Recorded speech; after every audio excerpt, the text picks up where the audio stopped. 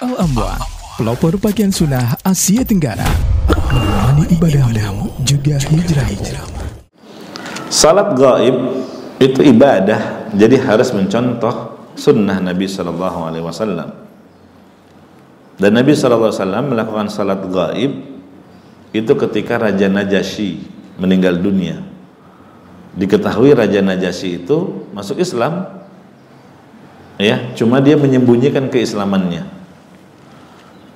Iya, karena dia seorang raja dan dia ukur maslahat mudaratnya. Dia pandang menyembunyikannya itu lebih besar maslahat. Sampai meninggal dunia. Dan jenazahnya diurus tidak dengan cara Islami. Iya, tapi dengan cara Nasrani, karena masyarakatnya beragama Nasrani. Iya, maka Nabi SAW melakukan salat gaib. Sehingga kata para ulama, salat gaib itu disyariatkan karena 3 hal. Yang pertama, seperti Raja Najasyi tadi, orang muslim yang meninggal di negeri kafir, yang jenazahnya di sana tidak diurus secara Islami, termasuk tidak disalatkan, maka kita salat gaib. Yang kedua, kalau yang meninggal adalah tokoh besar yang memiliki andil terhadap Islam dan muslimin, karena raja ini memiliki andil yang besar, dia yang menampung para sahabat yang hijrah kepadanya. Iya, ketika para sahabat dizalimi di Mekah, maka hijrah ke Habasyah, gitu kan? Itu dimuliakan, ya. Sehingga kalau ada tokoh besar dalam Islam, ya, dia mempunyai andil terhadap Islam dan kaum muslimin, boleh, gitu ya. Nah, yang ketiga, jenazah yang diketahui sudah wafat namun tidak diketahui di mana keberadaan jasadnya. Misalnya korban tsunami, ya, tersapu ombak, masa mau cari-cari ke laut, ya, di kedalaman berapa, kapal segede gitu aja susah nyarinya, apalagi mayat satu orang, ya. Iya, dipastikan dia terkena tsunami atau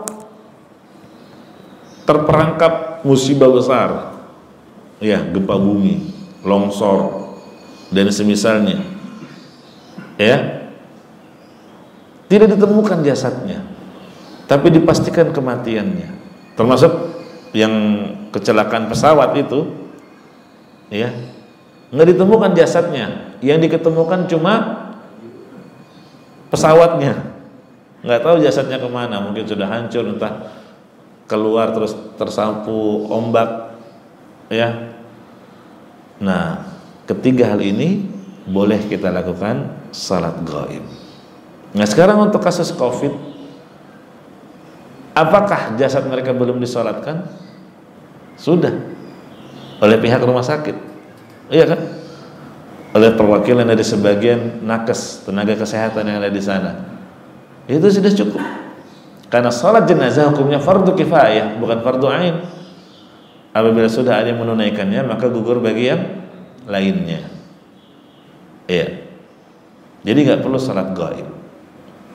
Tapi boleh nggak kalau kita datang ke kuburannya terus salat seperti yang tadi saya contohkan? Boleh. Justru itu yang syar'i.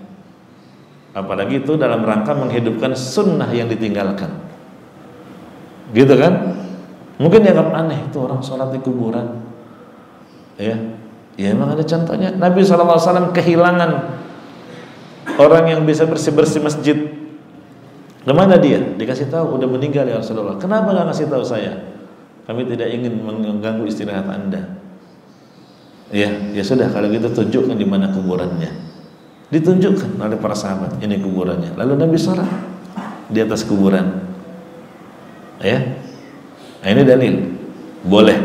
Tapi kata Syekh Abdul Aziz bin Baz rahimahullah, batas waktunya 30 hari maksimal dari kematiannya, jadi 1 bulan.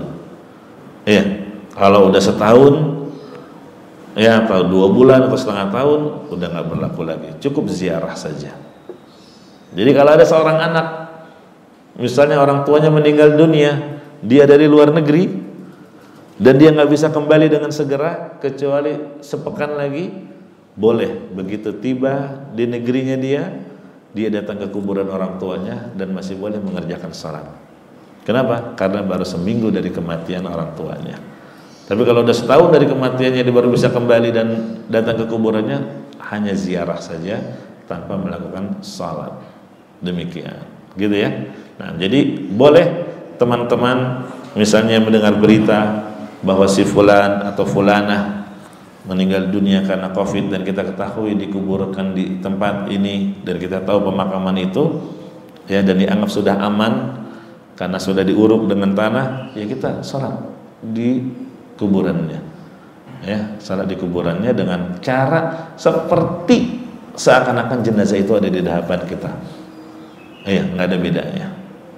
Demikian, Allahu a'lam. Hadza siratun mustaqim.